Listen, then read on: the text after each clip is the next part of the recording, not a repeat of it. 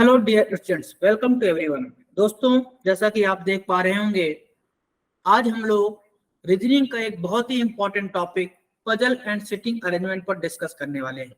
हालांकि ये दोनों ही टॉपिक अलग अलग हैं, लेकिन मैंने साथ में इसको क्यों लेकर आया हूँ, साथ में क्यों करने वाला हूँ, क्योंकि आपको पता होगा कि हम अकेले सिटिंग, हालांकि हम पढ़ेंगे अलग अलग, लेकिन हम अकेले पजल एंड सिटिंग पे बात नहीं कर सकते। क्योंकि अगर हम बात करें बेटा, तो जैसे प्रीलिम्स की बात करें तो हमारा 35 क्वेश्चन का टोटल प्रीलिम्स होता है, चाहे वो आईबीपीएस पीओ हो या क्लर्क हो। आईबीपीएस का पीओ या क्लर्क कुछ भी हो, एसबीआई का पीओ या क्लर्क कुछ भी हो। हाँ, आरआरबी में जो होता है, रीजनल रूरल बैंक जो होता है, उसमें पीओ या क्लर्क कुछ भी हो, इसमें 40 क्वेश्चन होते हैं टोटल, है ना। ये टोटल क्वेश्चन की बात हो रही है रीजनिंग की। रीजनिंग का टॉपिक है पजल एंड सिटिंग अरेंजमेंट, तो 40 क्वेश्चन होते हैं यहाँ पर। और एसबीआई पीओ क्लर्क और आईबीपीएस पीओ क्लर्क में अपना 35 क्वेश्चन होते हैं। तो चाहे 40 हो या 35 हो, एटलीस्ट 20 क्वेश्चंस जरूर आपके 20 प्लस क्वेश्चंस। क्यों लिखा मैंने, क्योंकि 20 कई बार 22, 23 ऐसे भी रहते हैं। तो 20 प्लस क्वेश्चंस आपके पजल एंड सिटिंग अरेंजमेंट से पूछे जाते हैं, जिसमें से 2 पजल और 2 सिटिंग रखी जाएंगी। कई बार 3 पजल और 1 सिटिंग रख दी जाती है ना। पेयर जो है, मतलब 4 को सेट होंगे, एक सेट में 5 क्वेश्चन होते हैं जनरली, 1 सेट में 5 क्वेश्चन होते हैं। तो ऐसे 2 सेट पजल के और 2 सेट सिटिंग के, या 3 सेट पजल के 1 सेट अपना रीजनिंग सिटिंग का हो जाएगा। कभी कभार एक्सेप्शन केसेस में 90% तो यही रहता है, लेकिन एक्सेप्शन केसेस में 1 पजल और 3 सिटिंग हो जाती है। लेकिन ये बहुत ही रेयर कॉम्बिनेशन है, ये ना के बराबर है। हाँ, ये जरूर होता है कि 3 पजल रहे 1 सिटिंग हो जाए, या 2 पजल रहे 2 सिटिंग हो जाए। इसीलिए मैंने टारगेट पर पजल को ही रखा है। आज मैं पजल ही पढ़ाने वाला हूं आपको, लेकिन पहले मैं पजल एंड सिटिंग अरेंजमेंट होता क्या है, इन दोनों को साथ में एक्सप्लेन करूंगा, ताकि आपको बहुत छोटी छोटी बातें भी पता हो पाए। ठीक है दोस्तों।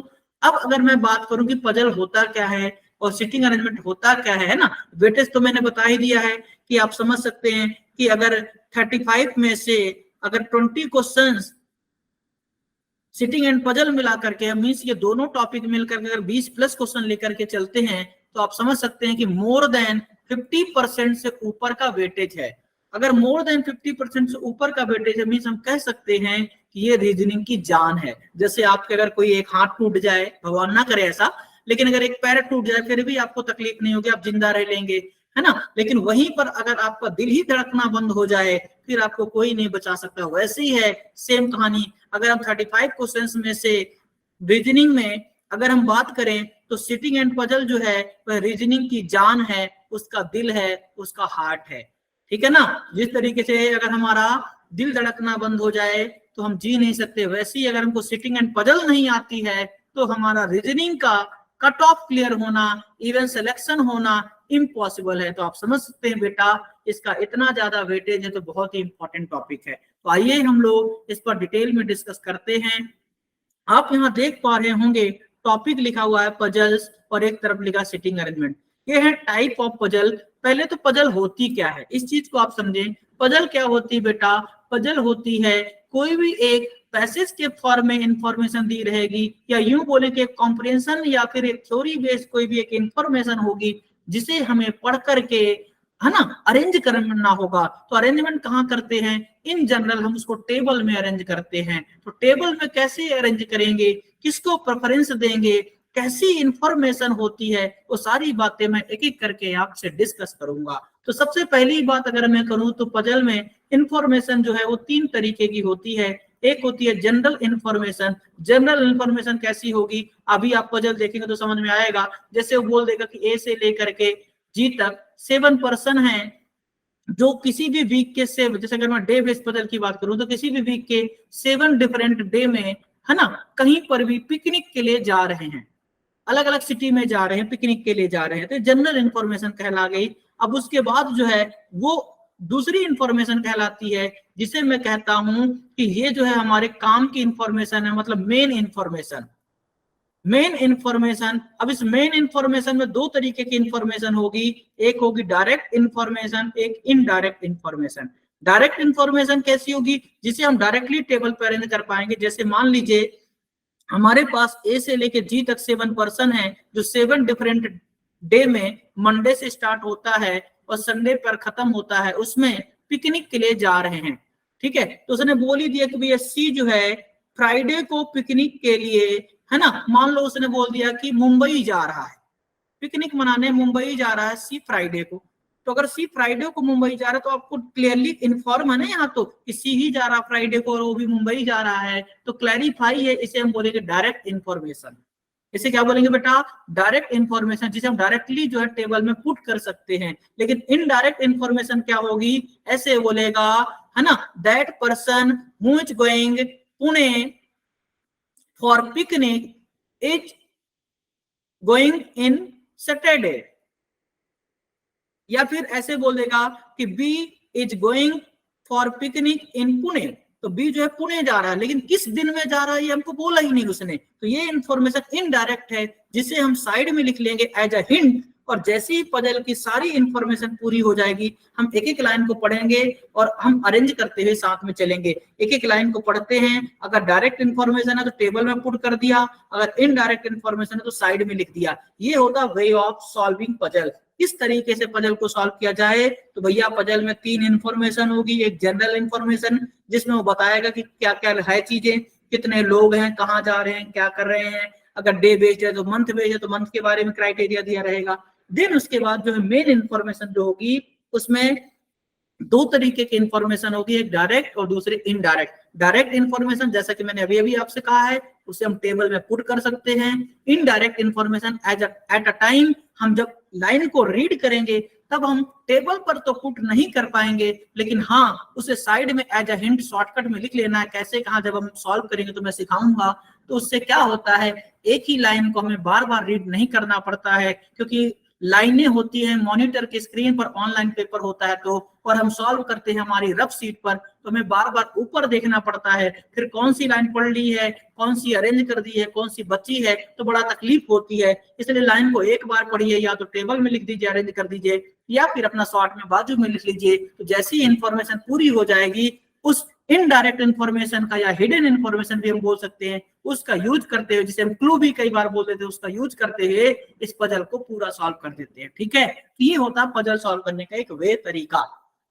अब जैसा कि आप देख पा रहे हो कि स्क्रीन में साफ साफ लिखा है कि डे बेस्ड पजल है, मंथ बेस्ड पजल है ना। टाइप की अगर मैं बात करूं तो ये सारी टाइप्स हैं। टाइप्स में हम लोगों ने इस चीज को ध्यान में रखना है कि जिस तरीके से किसी भी पर्सन की घर में, जैसे अगर हम बात करें कि एक लड़का है, एक बॉय है, एक गर्ल है, इन दोनों की शादी हो रही, तो भाई जिस घर में बॉय की शादी हो रही है और जिस घर में गर्ल की शादी हो रही है, तो ये बॉय जो है वो दूल्हा कहलाएगा, है ना, और ये जो गर्ल है वो दुल्हन कहलाएगी। तो यहाँ पर इसकी वैल्यू, दूल्हे की वैल्यू सबसे ज्यादा होगी उस घर में, उसी की सब लोग बातें करेंगे, उसी को सब लोग प्रेफरेंस देंगे, वैल्यू करेंगे। सेम कहानी, जिस घर में लड़की की शादी हो रही है वो दुल्हन कहलाएगी, तो उसी को प्रेफरेंस देंगे, उसी की बातें करेंगे। तो सेम कहानी यहाँ भी है। अगर उसने डे का नाम लिया है, जैसे मंडे, ट्यूजडे, वेडनेसडे, कोई भी वीक के 7 डे हैं, तो समझ जाएंगे कि डे बेस्ड पजल, हमें डे को प्रेफरेंस देना है। अगर मंथ की बात करेगा तो मंथ बेस्ड पजल कहला जाएगी, जहां मंथ के साथ डेट का भी जिक्र होगा वह month and date based puzzle कहला जाएगी। जहां पर ईयर और एज की बात होगी वहां पर एज बेस्ड पजल कहला जाएगा, है ना। ईयर कैसे दिया रहेगा मैं भी समझाऊंगा आपको, डे के बारे में आपको बताया ही मैंने, है ना। बॉक्स बेस्ड पजल, जहां बॉक्स के बारे में दिया रहेगा वो बॉक्स बेस्ड पजल कहलाएगा। जहां पे बॉक्स और स्टैक दोनों का जिक्र होगा वो box with stack based puzzle कहलाएगा। फ्लोर बेस्ड पजल कहलाएगी, जहां पे फ्लोर का जिक्र होगा। फ्लोर एंड फ्लैट बेस्ड का होगा, जहां पे फ्लोर के साथ फ्लैट का भी जिक्र होगा। डेजिग्नेशन में डेजिग्नेशन दिया रहेगा, कैसे मैं भी बता रहा हूँ। सीक्वेंस में सीक्वेंस दिया रहेगा, कैसे मैं भी बता रहा हूँ। तो जरा देखें ध्यान से, मैं आपको थोड़ा सा बारीकी में डिटेल में बताना चाहूंगा कि डे बेस्ड पजल में क्या होता है, कैसे पहचान करेंगे हम डे बेस्ड पजल है। तो यहाँ पर बेटा अगर हम बारीकी से देखेंगे तो आप देख पाएंगे कि मैं लिख रहा हूं यहाँ पर स्क्रीन में कि उसमें बोलेगा कि मंडे से स्टार्ट होकर के, है ना, संडे पर खत्म हो रहा है, या संडे से स्टार्ट होकर के सैटरडे पर खत्म हो रहा है। किसी भी वीक के 7 डिफरेंट डे होंगे जो संडे से स्टार्ट होकर सैटरडे पे खत्म, या मंडे से स्टार्ट होकर के संडे पर खत्म होगा वो वीक, है ना। तो वहां पर डे का जिक्र रहेगा तो हम समझ जाएंगे कि वो डे बेस्ड पजल है। ठीक, कैसे कहाँ अरेंज करेंगे, तो डे को प्रेफरेंस देंगे, जैसा कि मैंने अभी अभी आपसे कहा कि अगर बॉय की शादी हो रही हो दूल्हा कहलाएगा तो दूल्हे की प्रेफरेंस दी जाती है, गर्ल की शादी हो रही हो दुल्हन कहलाएगी तो उसको प्रेफरेंस दिया जाएगा। वैसी सेम कहानी है, अगर डे बेस पर चले तो हम डे को प्रेफरेंस देंगे, मंडे ट्यूसडे वेडनेसडे, मतलब जब हम टेबल अरेंज करेंगे तो पहले मंडे लिखेंगे फिर ट्यूसडे, अगर मंडे से स्टार्ट हो रहा तो, है ना, ट्यूसडे वेडनेसडे थर्सडे फ्राइडे ऐसे करके संडे तक पहुंच जाएंगे, तो ये डे बेस पजल कहला गई। अरेंजमेंट करने का तरीका सिखा रहा हूँ, किसको प्रेफरेंस देंगे वो सिखा रहा हूं मैं। तो यहाँ डे बेस्ड पजल है तो डे को प्रेफरेंस देंगे। अगर मंथ बेस्ड पजल है तो कोई भी बोल देगा किसी भी ईयर के, है ना, जैसे 12 मंथ होते हैं तो कोई भी 7 से 8 मंथ का नाम ले लेगा, है ना। कई बार आजकल जैसे फैशन की बात करें तो आजकल फैशन में चल रहा है कि कोई भी 4 ही मंथ का नाम लेगा और एक ही मंथ में 2 अलग अलग डेट दे देता है। तो इसीलिए देखें आप month and date based puzzle भी लिखा है, और मंथ बेस्ड पजल में, मंथ बेस्ड पजल में डेट का कोई रूल नहीं रहेगा, कोई भी ईयर के 7 से 8 महीने दे देगा, है ना, 12 महीनों में से। और मंथ एंड डेट बेस में क्या करेगा, मंथ कोई भी 12 में से 4 ही देगा, लेकिन उन 4 महीनों में कोई भी हर एक महीने की अलग अलग 2 डेट है, जैसे उसने बोल दिया कि जनवरी है, अप्रैल है, सितंबर है और अक्टूबर है, जिसमें से 5 और 18 तारीख को 5 और 18 तारीख को ही कोई भी पर्सन कुछ भी काम करता है, तो यही 2 डेटों में काम होने वाला है, तो ये कहला जाता है month with date based puzzle. तो अगर मंथ बेस्ड पजल है तो मंथ को प्रेफरेंस देंगे, मतलब हम पहले क्या लिखेंगे, जिन मंथ का नाम उसने दिया, लाइक जनवरी बोला पहले तो जनवरी लिख दिया, अप्रैल बोला तो अप्रैल लिख दिया, सितंबर बोला सितंबर लिख दिया, अक्टूबर बोला अक्टूबर लिख दिया। क्लियर है। सेम कहानी जो हमारा ईयर या एज बेस्ड पजल होगा उसमें क्या दिया रहेगा, कोई भी ईयर दिया रहेगा कि 7 पर्सन या 8 पर्सन है, वो डिफरेंट ईयर में उनका बर्थ हो रहा, लाइक जैसे कोई 1987 में, 1987 में किसी का बर्थ है, किसी का 1996 में है, किसी का 2004 में है, किसी का 2008 में है। इन सबकी बर्थ कैलकुलेशन मान लीजिए 1 जनवरी 2023 तक में कैलकुलेट करना है, तो ये एज भी कहला गया, साथ में ईयर भी कहला गया। तो यहाँ पर ईयर या एज बेस पर चला, तो जिस भी ईयर से स्टार्टिंग किया क्वेश्चन में वहीं से पूरा पहले हम ईयर को लिख देंगे और उनकी एज कैलकुलेट कर लेंगे 1 जनवरी 2023 तक में, और देन हम क्वेश्चन को सॉल्व करेंगे। ये होता है वे सॉल्व करने का। क्लियर। सेम कहानी जो हमारी बॉक्स बेस पजल होती है उसमें बॉक्स दिया रहेगा, तो जैसे उसने बोला कि कोई भी 8 बॉक्स है जिसमें से मान लो सी एंड कोई भी पिंक कलर का बॉक्स है जिसके बीच में 2 बॉक्स है, तो ऐसे लिख करके हमने यहाँ पे लिख दिया पिंक कलर का बॉक्स है, या फिर एक पॉसिबिलिटी से ऊपर हो जाए 2 छोड़ करके पिंक कलर का बॉक्स है, तो इसे हम बॉक्स बेस्ड पजल बोलते हैं, जिसे हम डायरेक्टली अरेंज करते हैं, क्योंकि इसमें पता नहीं होता कौन सा कहाँ है ना, 8 में से कौन से नंबर पर सी है पता नहीं होता है, तो इसको डायरेक्टली सॉल्व करने की कोशिश करते हैं, थोड़ा सा आसान पड़ता है ये, है ना। फिर हम बात करते हैं बॉक्स विद स्टैक, जहां पर स्टैक दिया रहेगा कि कोई भी स्टैक है 1 से लेकर के, जैसे है ना 3 4 5 6 7 ऐसे करके, है ना। अब हर एक में अलग अलग स्टैक होंगी, है ना, अलग अलग बॉक्स होंगे कि एक के अंदर 2 बॉक्स है, ऐसा इसमें ये है, तो ऐसे स्टैक भी रहेगा साथ में, है ना। अगर हम बात करें फ्लोर बेस्ड पजल की, तो फ्लोर बेस्ड पजल में क्या होता है बेटा, फ्लोर बेस्ड पजल में फ्लोर गिवन होती है। कैसे फ्लोर गिवन रहेगी, वो बोलेगा कि बॉटम टू टॉप, बॉटम को हमेशा ग्राउंड फ्लोर बोलते हैं, ग्राउंड फ्लोर को हम हमेशा नंबरिंग 1 देते हैं, उसके ऊपर जो फर्स्ट फ्लोर है उसको 2 नंबरिंग करते हैं, उसके ऊपर को तीसरी नंबरिंग करते हैं। और ऐसी जैसे मान लो 8 फ्लोर की बिल्डिंग है, तो 8 फ्लोर की बिल्डिंग में अगर हम बात करें, समझिएगा ध्यान से, मैं सारी बातें आपको बहुत ही बारीकी से एक्सप्लेन कर रहा हूं। जैसे यहाँ पर है हमारा 8 फ्लोर की बिल्डिंग है, जैसे 1 2 3 4 5 6 7 8 फ्लोर की बिल्डिंग है, तो यहाँ पर हमारा ये जो है ग्राउंड फ्लोर कहलाएगा, ये है फर्स्ट फ्लोर, ये सेकंड, ये थर्ड, ऐसे चलता चलेगा ना। तो बोलता भी है, तो यहाँ पर आपको फ्लोर में अरेंजमेंट करना होता है, नीचे वाले को 1 बोलते हैं ना। इसी में फ्लोर के साथ फ्लैट भी दे देता है कि हर एक फ्लोर में 2 2 फ्लैट हैं, यहाँ पर दे देगा कि फ्लैट ए है, फ्लैट बी है, ए फ्लैट यहाँ भी है, यहाँ पे बी फ्लैट है, 2 2 फ्लैट होंगे, है ना। किसमें कौन रहता है, तो 16 पर्सन रहेंगे, अभी 8 ही लोग हैं, अब एक फ्लोर में 2 लोग रहेंगे तो 16 लोग रहते हैं। कभी कभी कोई कोई फ्लैट खाली भी रहता है, तो बड़ा डिफिकल्ट क्वेश्चन बनाता है मेंस लेवल पर इस पर, है ना। डेजिग्नेशन बेस्ड पजल क्या होता है, डेजिग्नेशन बेस्ड पजल में क्या होगा बेटा कि डेजिग्नेशन दी रहेगी, जैसे कोई भी 8 पर्सन्स हैं जिन सभी का अलग अलग डेजिग्नेशन है, उसे डिसेंडिंग ऑर्डर में दे देता है। इन जनरली क्वेश्चन में डिसेंडिंग ऑर्डर में देता है। डिसेंडिंग ऑर्डर में कैसे देगा, डिसेंडिंग ऑर्डर होता क्या है, पहले सबसे बड़ा, देन उससे छोटा, देन उससे छोटा, देन उससे छोटा, लास्ट में सबसे छोटा, इसे हम बोलते हैं बड़े से छोटे की ओर जाना डिसेंडिंग ऑर्डर कहलाता है। ठीक है, तो डिसेंडिंग ऑर्डर में कैसे बोलेगा कि भाई किसी भी कंपनी में 8 पर्सन काम कर रहे हैं, जैसे सबसे पहला वाला जीएम है, उसके बाद वाला एजीएम है, उसके बाद वाला मैनेजर है, उसके बाद का डिप्टी मैनेजर है, फिर असिस्टेंट मैनेजर है, फिर कोई पीओ है, फिर क्लर्क है, फिर अपना प्यून है, तो ऐसे करके कोई भी डेजिग्नेशन दे देता है, ठीक है ना। 7 to 8 डेजिग्नेशन दे देगा, आपको अरेंज करना होगा। इसे आप टेबल में भी अरेंज कर सकते हैं, या फिर अपना लेफ्ट टू राइट जो है ना, बड़े से छोटे को ऐसे भी अरेंज कर सकते हैं। जैसे हम सीक्वेंस को अरेंज करते हैं, सीक्वेंस को कैसे अरेंज करते हैं, ऐसे ही बोलता है कि जैसे 5 पर्सन है, 1 2 3 4 5 ऐसे जगह बना लिया, उसने बोला जो बी है वह 2 लोगों से बड़ा, केवल 2 से बड़ा। तो आपको पता है हम यहाँ पर डिसेंडिंग ऑर्डर में ही जमाते हैं, ये वाला पर्सन सबसे बड़ा है, उसके बाद का छोटा ये, उससे छोटा ये, उससे छोटा ये, उससे छोटा ये, लास्ट वाला सबसे छोटा कहलाएगा। ये सबसे छोटा है, ये सबसे बड़ा है, तो बड़े से छोटे की ओर जाना, बड़े से छोटे की ओर जाना, ये क्या है, डिसेंडिंग ऑर्डर है। तो उसने कहा बी केवल 2 लोगों से बड़ा है, तो बी यहाँ पर आ जाएगा क्योंकि बी 2 लोगों से बड़ा है ना। ठीक, सी क्या कहता है, बी से बड़ा है लेकिन ए से छोटा है। अगर सी बी से बड़ा तो सी यहाँ आएगा, ए से छोटा तो ए यहाँ आएगा, ए से छोटा हो गया सी और बी से बड़ा हो गया, तो इसे हम बोलते हैं सीक्वेंस बेस्ड पजल। तो इस तरीके से टोटल 10 टाइप्स हैं, आप देख सकते हैं 1 2 3 4 5 6 7 8 9 10। ये 10 टाइप्स हैं जिन्हें हम एक एक करके डिटेल में अभी पढ़ने वाले हैं। आज मैं आपको डे बेस्ड पजल ही पढ़ाऊंगा, इसीलिए मैंने पजल में आपको डिटेल में डिस्कस किया है। अब मैं थोड़ी सी बातें सिटिंग अरेंजमेंट के बारे में भी कर लेता हूं। हालांकि बेसिक कॉन्सेप्ट इसका मैं आज डिस्कस नहीं करूंगा, मैं पजल का कर चुका हूं, पजल का अभी आगे और करूंगा, बट मैं सिटिंग अरेंजमेंट का बेसिक कॉन्सेप्ट डिस्कस नहीं करूंगा।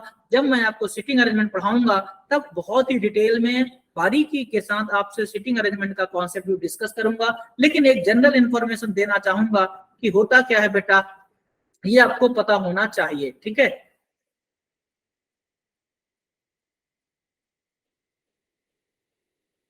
तो आप देख पाएंगे यहाँ स्क्रीन में लिखा है, पहले नंबर पर है, ये भी 10 टाइप्स होते हैं, देखो जरा, है ना, 1 2 3 4 5 6 7 8 9 10। पहले पर हमने क्या लिखा, लीनियर सिटिंग अरेंजमेंट। अब लीनियर क्या होता है, कोई भी एक सिंगल रो होगी, उसमें लोग बैठे होंगे। अब वो लोग कहाँ हो सकते हैं, सभी लोग नॉर्थ देख सकते हैं, ऐसा हो सकता है कि सभी लोग साउथ देखें, या ऐसा हो सकता है कि उनमें से कुछ लोग नॉर्थ देखें और कुछ साउथ देखें, मिक्स वाला। तो 3 वैरायटी का क्वेश्चन लीनियर में बनेगा। पैरेलल की बात करें, पैरेलल में क्या होगा, कोई भी 2 रो रहेंगी, पहली रो के लोग साउथ की तरफ देख रहे हैं, जैसे 5% बैठे हैं वो साउथ की तरफ देख रहे हैं। दूसरी रो में फिर से 5 लोग बैठे हैं, वो कहाँ देख रहे हैं, नॉर्थ की तरफ देख रहे हैं। तो यहाँ पर इसे हम पैरेलल बोलते हैं। देखो एक लाइन के पैरेलल दूसरी लाइन है, इसे हम बोलते हैं पैरेलल सिटिंग अरेंजमेंट, ठीक है। फिर ट्रायंगुलर की बात करें तो ट्रायंगल शेप में रहेगा, इसलिए उसका नाम क्या हो गया है, ट्रायंगुलर सिटिंग अरेंजमेंट है। कोई भी 6 लोग बैठे हैं, जिसमें से 3 लोग कॉर्नर पर हैं और बाकी के रिमेनिंग 3 लोग कहाँ हैं, साइड में हैं, साइड के मिड में है ना। स्क्वायर में क्या होगा, स्क्वायर शेप में बना देंगे, है ना। और इनमें भी सेम कहानी, या तो हो सकता है कि 2 2 लोग बैठे हो साइड के मिड में, या फिर कोई भी 4 लोग कोने में हैं और रिमेनिंग 4 लोग, जैसे 8 लोग हैं अगर टोटल, तो रिमेनिंग 4 लोग कहाँ हैं, मिड ऑफ द साइड बैठे हुए हैं। तो ये स्क्वायर बन गया। रेक्टेंगल का भी सेम कहानी, बस शेप का फर्क आता है, रेक्टेंगल में रेक्टेंगल जैसा शेप होगा और स्क्वायर में स्क्वायर जैसा शेप होगा। स्क्वायर का शेप क्या होता है, जिसकी चारों साइड इक्वल हो उसे स्क्वायर बोलते हैं। रेक्टेंगल में आमने सामने एक साइड इक्वल हो उसे हम क्या बोलते हैं, रेक्टेंगल बोलते हैं। क्लियर है, तो ये तो सबको पता ही है। अगर मैं आगे बात करूं तो देख पाएंगे बेटा आप,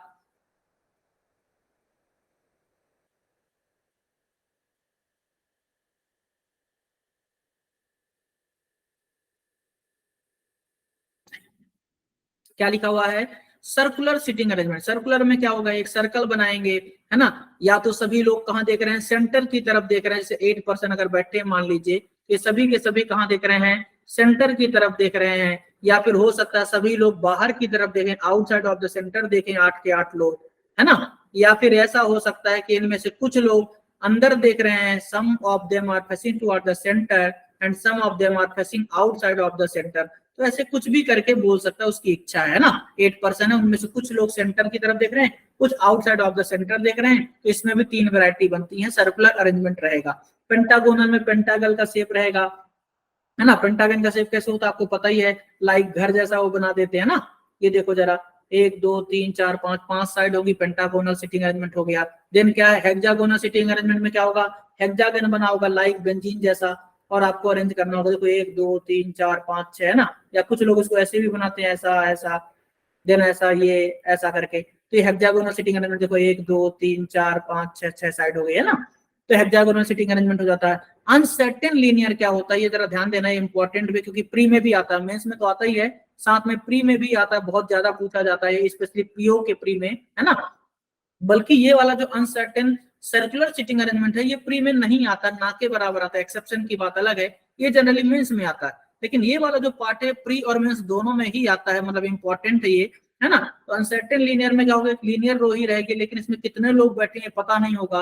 वो बोलेगा कि बी एंड सी के बीच 2 लोग हैं, है ना। फिर बोल देगा सी के राइट में थर्ड जो है 1 2 3 थर्ड हो गया ना, कुछ भी बोल देगा कि डी है, ऐसे करके। फिर राइट हैंड से डी जो है तीसरे पर है, 1 2 और तीसरे पर होगा। तो ऐसे हमको फिर फाइनली इनको अरेंज करके देखना पड़ेगा कौन सा कहाँ बैठा है।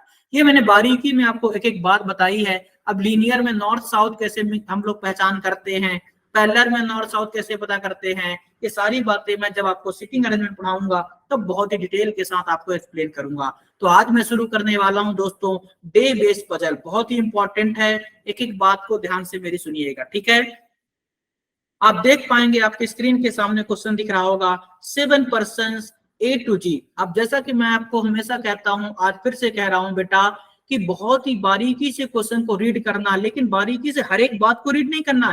जैसे आपको पता है ना यार कि A से G तक 7 लोग दिख तो रहा है, तो बच्चों वाली हरकत करने की क्या जरूरत है ना। A B C D E F G ऐसे पढ़ने की क्या जरूरत है, वहां पढ़ने का अलग से टाइम तो मिलता नहीं है, आप सबको ही पता है कि नहीं। उसी टाइम के अंदर ही हमको क्या करना है, सॉल्व भी करना है, पढ़ना भी है, सब कुछ करना है। We have only 20 minutes for 35 questions. आपको पता होगा कि पूरा सेक्शनल टाइमिंग होती है 20 मिनट में, हमको 35 क्वेश्चन प्रीलिम्स में बनाना होता है। इन जनरल बात कर रहा हूँ, क्योंकि सबका एक अलग अलग है, ये आईबीपीएस पीओ क्लर्क और एसबीआई पीओ क्लर्क के हिसाब से स्पेशली बता रहा हूँ। आरआरबी की बात कर दूं तो उसमें 40 क्वेश्चन होते हैं, ओवरऑल टाइमिंग होती है उसकी, है ना। 40 ही क्वेश्चन रीजनिंग के, 40 ही क्वेश्चन मैथ्स के, तो ओवरऑल टाइमिंग होगी 45 मिनट। यहाँ सेक्शनल नहीं देता है, लेकिन यहाँ पर सेक्शनल टाइमिंग होती है। मोस्ट ऑफ दी जो एग्जाम होते हैं उन सभी में क्या होता है, सेक्शनल टाइमिंग देता है। तो हमको 20 मिनट में अगर 35 क्वेश्चन बनाना, तो इस बात को भी ध्यान में रखना होगा कि छोटी छोटी बातों को, किस बात को हमें बारीकी से पढ़ना है, डेप्थ में पढ़ना है, किस बात को हमको ऊपर ही ऊपर पढ़ना है, हल्के से पढ़ना है, ये भी हमारा होना चाहिए डिसीजन मेकिंग। तो ये सब कहाँ से आता है, प्रैक्टिस से आता है। प्रैक्टिस करना आपका काम है, सिखाना हर एक छोटी छोटी बात वो मेरा काम है। मैं अपना काम तो कर ही रहा हूँ, बस आप अपना काम कर लीजिए, दुनिया की कोई ताकत आपका सिलेक्शन नहीं रोक सकती। आप देख पाएंगे बेटा 7 persons A to G are attending the exam on different day of the same week starting from Sunday to Saturday. Sunday से स्टार्ट होगा, सैटरडे पर एंड होगा। जैसा कि मैंने आपसे कहा था, जिस बेस्ड पर पजल होगी, जैसे ये डे बेस्ड पजल, कैसे पता चला डे बेस्ड पजल है, डे का नाम दिया है, तो जिस बेस्ड पजल पर हम डिस्कस करेंगे उसी को प्रेफरेंस देंगे। मतलब जब हम टेबल में इस डेटा को अरेंज करेंगे, तो सबसे पहला काम क्या करेंगे, सबसे पहला काम हम करेंगे डे का नाम लिखेंगे। संडे, देन क्या हो गया मंडे, देन क्या हो गया ट्यूसडे, देन क्या हो गया वेडनेसडे, देन हो गया हमारा थर्सडे, देन हमारा फ्राइडे, देन हमारा सैटरडे, और संडे से तो शुरू था ही, है ना। बहुत सुंदर लिखना नहीं है, मैं बार बार इस बात को बोलूंगा, सब कुछ लिखना जरूरी है, सुंदर लिखना जरूरी नहीं है। इस बात को हमेशा दिमाग में रखिएगा, क्योंकि हम एक कॉम्पिटिटिव एग्जाम की तैयारी कर रहे हैं, और आप सबको ही पता है कि यहाँ पर लिखने का कोई मार्क्स नहीं है, टिक करना है। This is our rough seat, ऐसा बिहेव करिए कि हमारी रफ सीट है। तो पहले दिन से इस बात को दिमाग में रखना है कि स्पीड बहुत इंपॉर्टेंट होती है, तो स्पीड को मेंटेन करके चलना है। राइटिंग की वजह से आपका स्पीड डिक्रीज नहीं होना चाहिए। ऐसा नहीं है कि पढ़ने में ही ना आए, लेकिन इस बात को दिमाग में रखना है।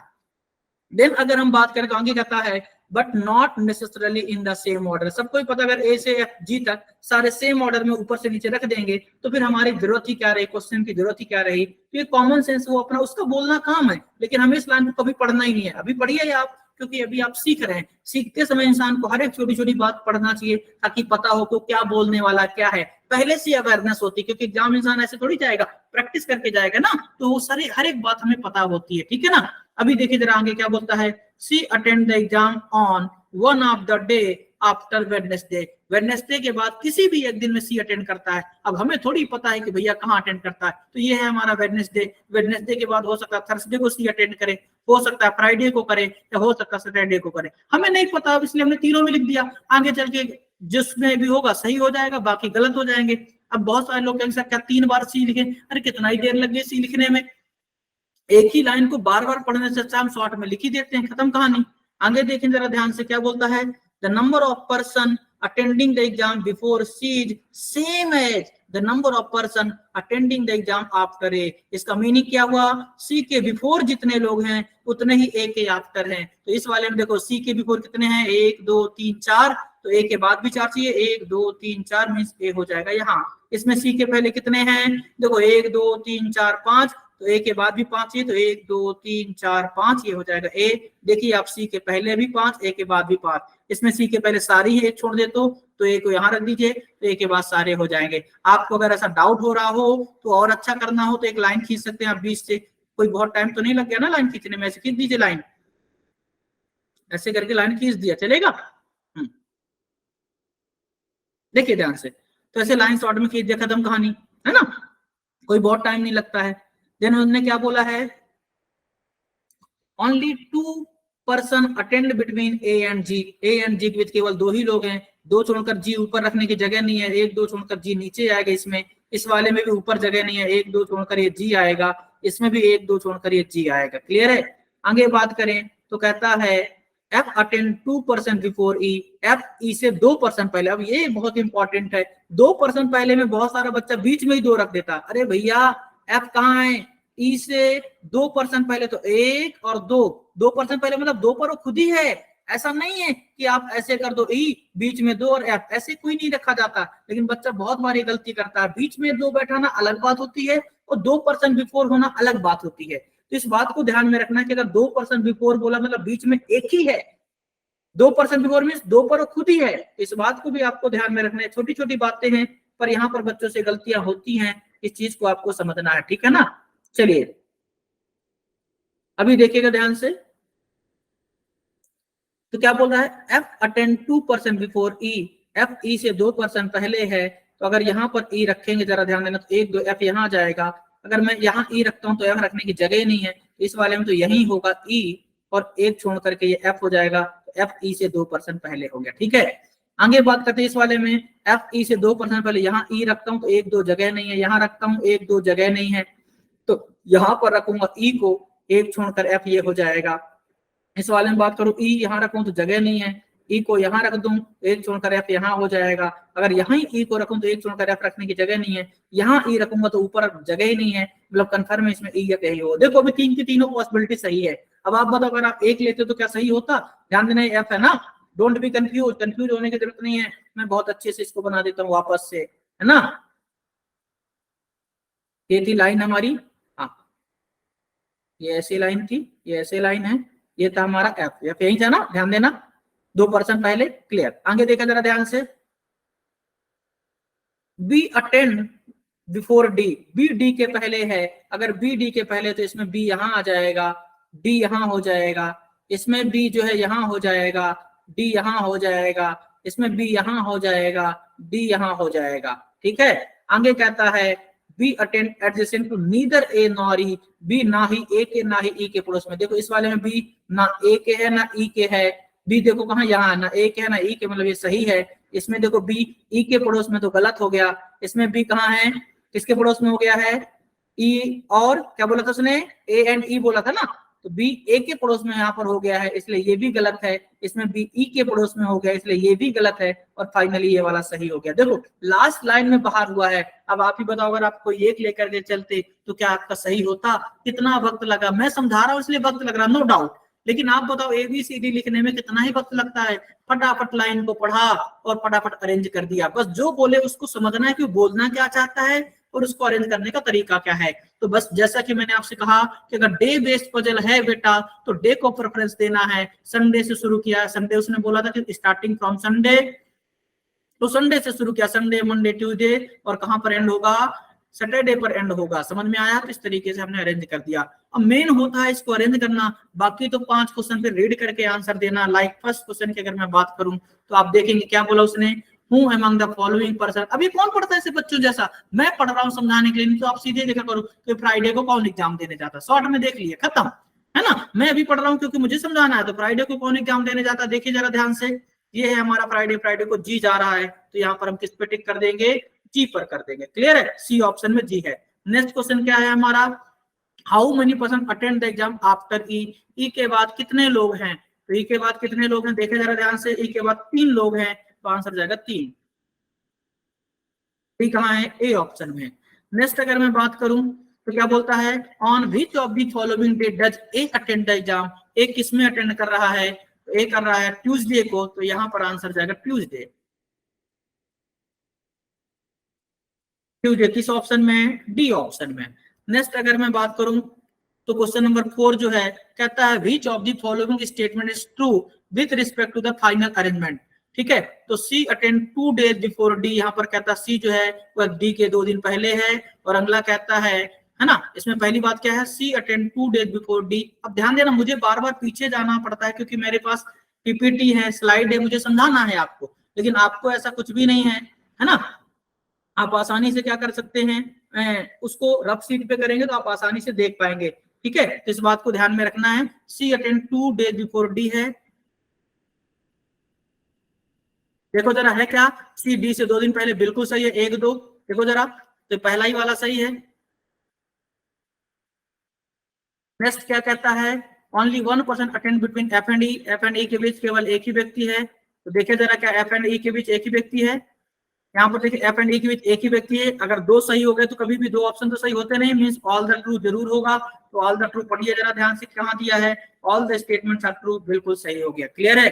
नेक्स्ट है अपना as many person attend the exam before F as after, F के पहले जितने लोग हैं उतने किसके बाद हैं, तो देखिए जरा एफ के पहले कितने लोग हैं, तो यहाँ पर एफ के पहले एक ही बंदा है, तो जी के बाद भी एक ही बंदा है, आंसर हो जाएगा जी। क्या हो जाएगा बेटा, जी हो जाएगा। समझ में आया नहीं आया तो डी ऑप्शन में जी है। इस तरीके से हमने पूरी पजल को सॉल्व कर दिया। होपफुली आप सभी को बहुत अच्छे से समझ में आया होगा। मैं 2 मिनट के लिए आपको है ना थोड़ा सा ये रख देता हूं, तो आप आसानी से इसका स्क्रीनशॉट ले लीजिए, या फिर कॉपी करना तो कॉपी कर लीजिए। ठीक है, फिर मैं आगे बढ़ता हूं।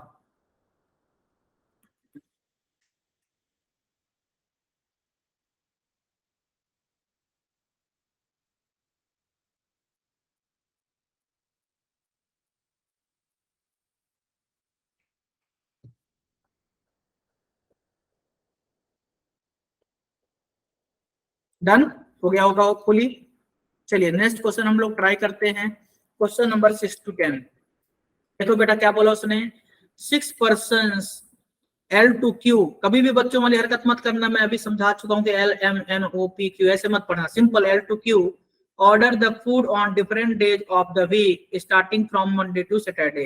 कहाँ शुरू हो रहा है, मंडे से सैटरडे। तो पहले जैसा कि मैंने आपसे कहा है, कई बार बात बोली है ना, कि आपको क्या करना है, इसको चुपचाप लिख लेना है, जैसे उसने नाम बोला है, मंडे से सैटरडे बोला तो Monday, then Tuesday, then Wednesday, short में लिखना पूरा WEDNES है ना, ऐसे मत लिखना कि पूरा वेडनेसडे लिखते बैठे रहो ना। ये हो जाएगा अपना थर्सडे, क्योंकि टी से 2 नाम इसलिए मैंने 2 लेटर लिख दिया, ट्यूसडे और थर्सडे है ना।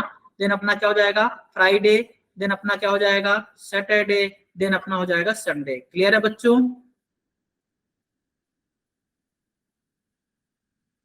नेक्स्ट जरा ध्यान से देखिएगा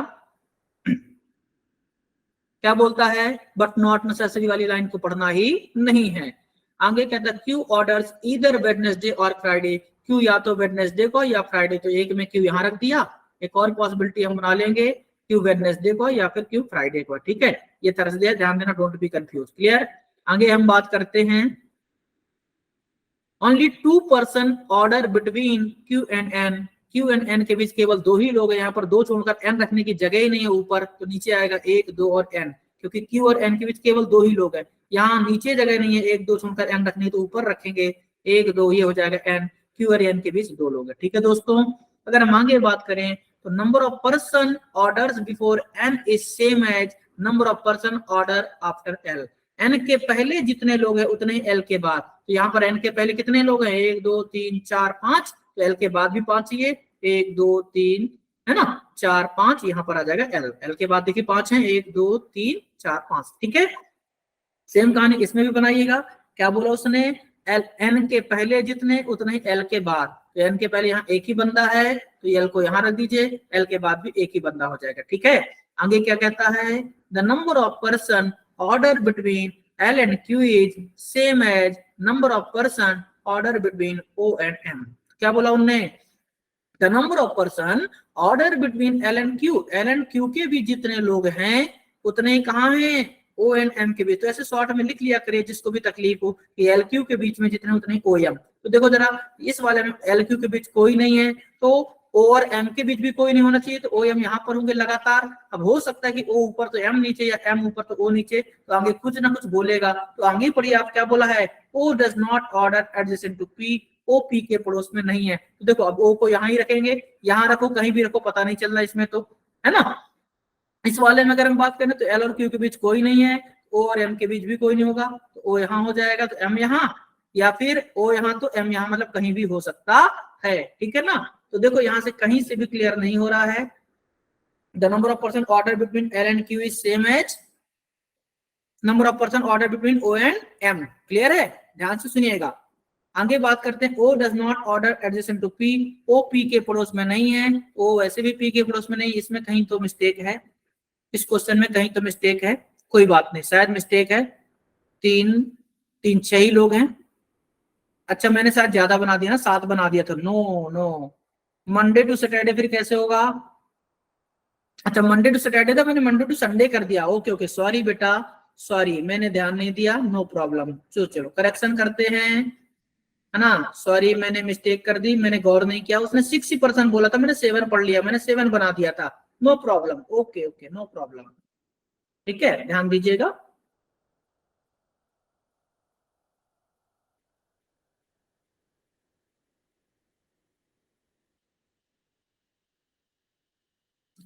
देखिए कहता 6% L to Q order the food on different days of the week starting from Monday to Saturday. 6 ही लोग हैं, मंडे से सैटरडे है, तो ये मंडे हो गया, ये ट्यूसडे हो गया, ये वेडनेसडे हो गया, ये थर्सडे हो गया, ये फ्राइडे हो गया, और ये हो जाएगा सैटरडे। 6 ही दिन है इस बार, ध्यान दीजिएगा। कहता है आगे but not necessarily in the same order, जैसा कि मैंने आपसे कहा है इसको बार बार पढ़ने की बिल्कुल भी जरूरत नहीं है, इसको मत पढ़ा करिएगा, ठीक है ना। आगे कहता है क्यू ऑर्डर इधर वेडनेसडे और फ्राइडे, क्यू या तो वेडनेसडे को या फ्राइडे को, तो एक में क्यू को यहाँ रख दिया, एक में क्यू को यहाँ रख दिया, और ऐसे बीच में पार्टीशन कर दिया, ठीक है।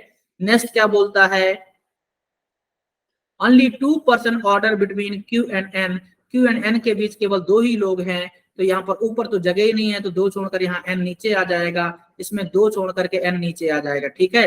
आगे बात करते हैं, the number of person order before N is same as the number of person order after L, N के पहले और एल के बाद सेम है, तो एन के पहले एल के बाद, यहाँ पर देखिए एन के पहले सारे ही लोग हैं, तो यहाँ पर एल को यहाँ रख दीजिए, एन के पहले एल के बाद, इस वाले में एन के पहले एक ही है, तो एल यहाँ रखेंगे, जगह ही नहीं है, देखो जरा, तो जगह नहीं मतलब ये वाली पॉसिबिलिटी ऑटोमेटिक बाहर हो गई, क्योंकि उसने क्या बोला था, एन के पहले और एल के बाद सेम लोग हैं, यहाँ पर एन यहाँ है, एन के पहले सारे लोग हैं, तो एल को यहाँ रख दिया, एल के बाद सारे हो गए, इसमें एन के पहले एक ही है ना, और एल को रखने की जगह नहीं, क्योंकि क्यू की जगह पर एल आएगा तो ये गलत हो जाएगा, ठीक है। आगे हम बात करते हैं, the number of person order between L and Q is same as number of person order between O and M। जब तकलीफ हो तो ऐसे शॉर्ट में लिख लेने का कि L and Q के बीच जितने हैं उतने ही O and M के बीच है, ठीक है ना। तो ऐसे शॉर्ट में से लिख लिया कि L and Q के बीच जितने उतने ही O and M के बीच है। तो जरा देखें यहाँ पर L and Q बीच एक ही है, तो O and M के बीच भी एक ही होना चाहिए, तो अब O कहाँ रखे, O यहाँ हो जाए तो M यहाँ, या O यहाँ तो M यहाँ। तो जरा आगे की लाइन पढ़िए, O does not order adjacent to P, O P के पड़ोस में नहीं है, तो O को यहाँ लिख देंगे और M को यहाँ, तो इससे क्या होगा, O यहाँ नहीं आएगा तो यहाँ P रख पाएंगे, जगह बचेगी, तो हमारा पूरा क्वेश्चन सही हो जाएगा, क्योंकि उसने कहा था कि जितने लोग L एंड Q के बीच है उतने ही O एंड M के बीच है, ठीक है दोस्तों। तो मेन होता है अरेंजमेंट, और आपकी पूरी की पूरी पजल अब अरेंज हो चुकी है, अब आप आसानी से क्वेश्चन सॉल्व कर सकते हैं। तो आप देखिए जरा ध्यान से, हम लोग क्वेश्चन सॉल्व करने वाले हैं, ठीक है। आप इसका पहले स्क्रीनशॉट ले लीजिए या कॉपी कर लीजिए ताकि मैं क्वेश्चन पर जा पाऊं।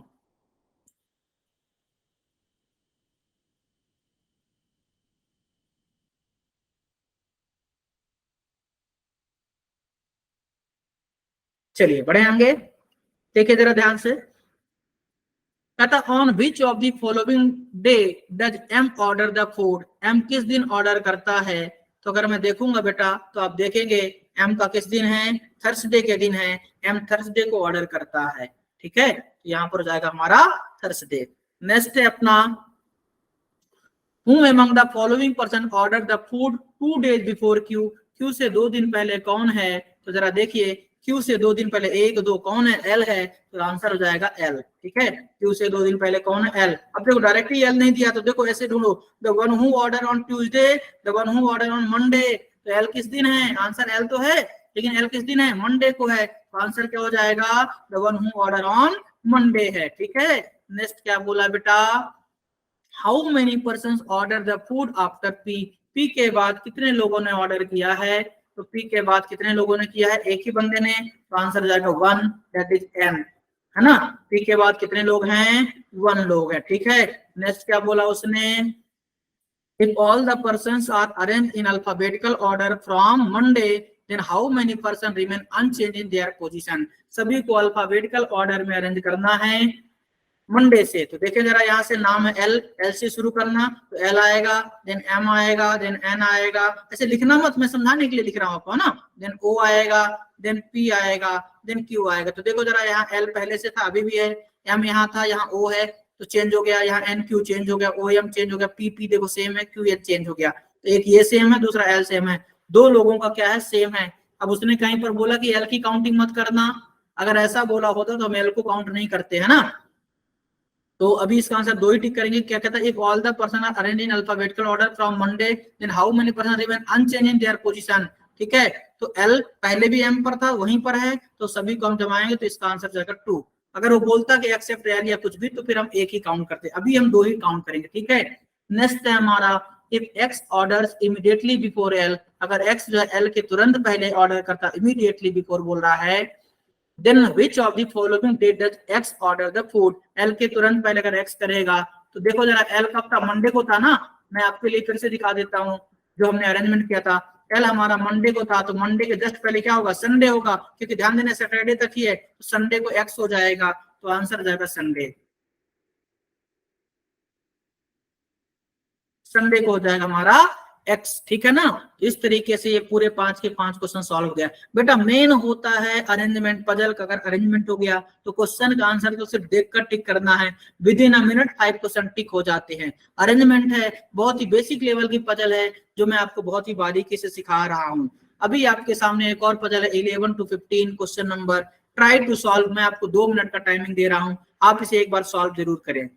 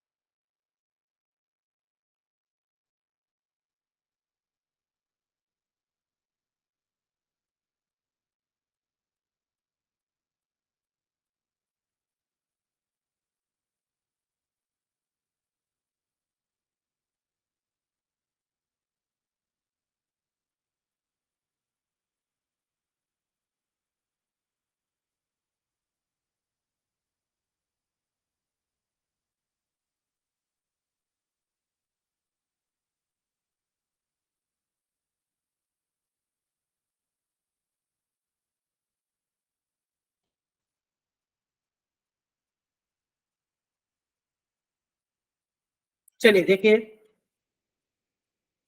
सभी लोग समझेंगे क्या कहता है, 7% A to K are taking the week off on different days of the week starting from Monday to Sunday but not necessarily in the same order. Monday से संडे में स्टार्ट होगा, फिर से वही कहानी है, मंडे, देन क्या हो गया, Tuesday, then Wednesday, then Thursday, then Friday, then Saturday.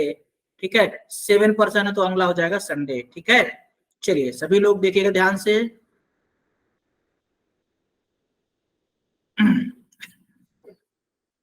अभी क्या बोल रहा है वो, F takes the week off on 3 days before G and immediately after J। पूरी लाइन पढ़ने का अच्छे से, F takes the week off on 3 days before G, G से 3 दिन पहले। देखो अगर G है तो इसको अच्छे से लिख देता हूं मैं वापस से, अगर ये G है